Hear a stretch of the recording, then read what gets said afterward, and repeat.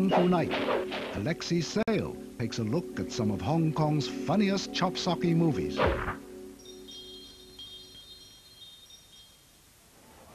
You can say what you like about kung fu movies, as long as you say that they've got shed loads of fighting in them. Because they have. You've got a big fight at the start, then you've got minor scuffles on the way, and then, right at the end, you've got a bloody big scrap.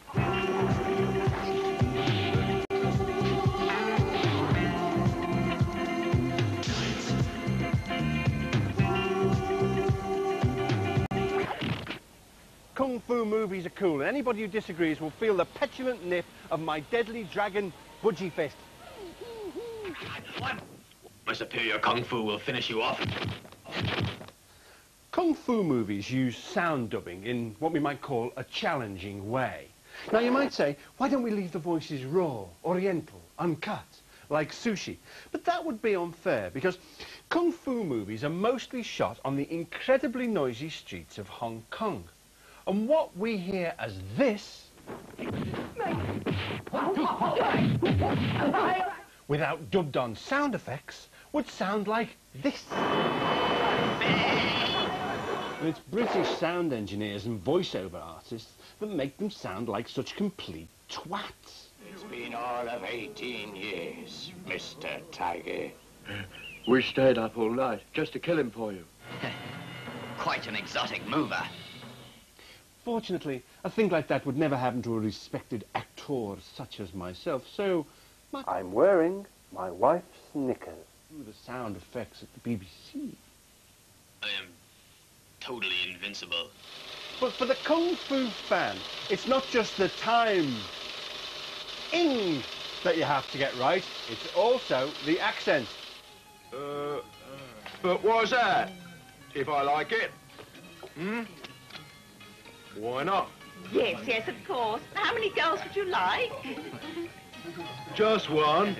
Yeah. One. Well, then, that'll be 10% extra.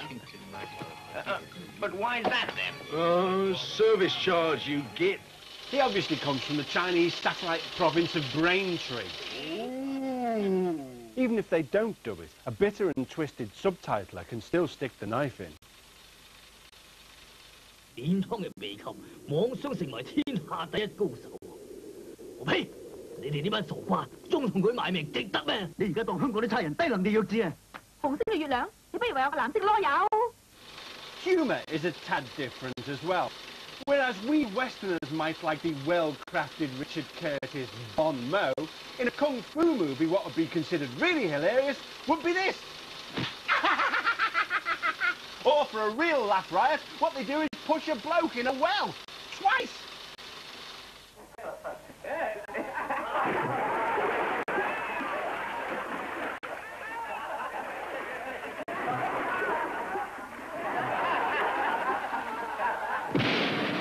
In a genre where the movie makers fully expect people to fast forward through the talking in order to get to the violent bits, it's important that one can get to grips with the characters at a glance. Hence the costumes. Long white clothes. Good. Long white hair. Bad. I like the act of killing. And the more you chuckle smugly, the harder you are.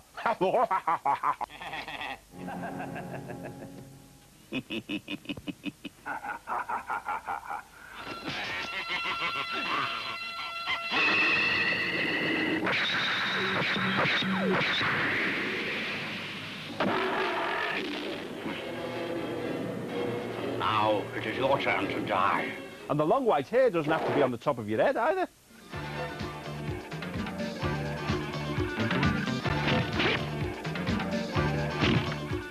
That was the ancient art of Jamiroquai, or fighting eyebrows.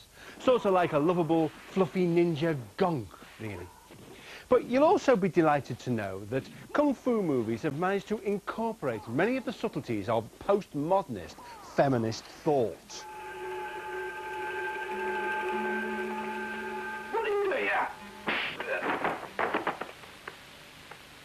Beating you up. Sexy chick. What's it to you, then? I shall beat you up as well.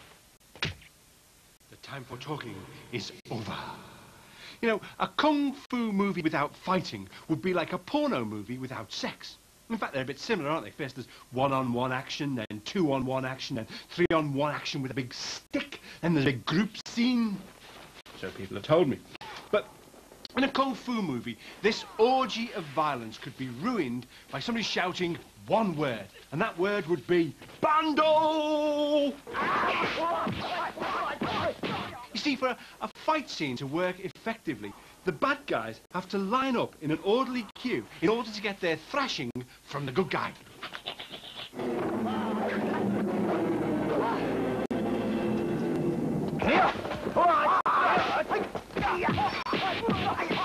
Without this convention, an unsightly ruck would mean that evil triumphs every time, which leaves them with the problem.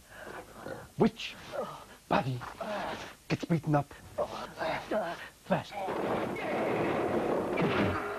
Having finally decided to engage their foe in mortal combat, what footwear do they choose? Pumps.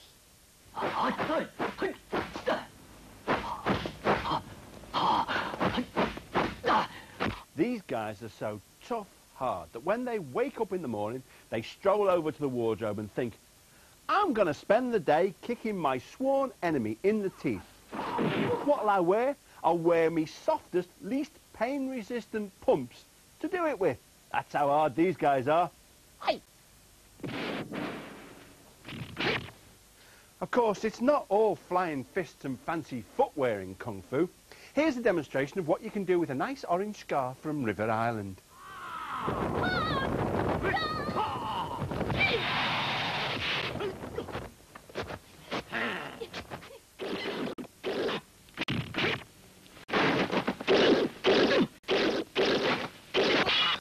That style of Kung Fu is called waving a hoop about a bit, which is probably only useful if you want to win a soft toy at a ninja fun fair. But for the really adventurous, why not harness the power of a herd of giant water spiders?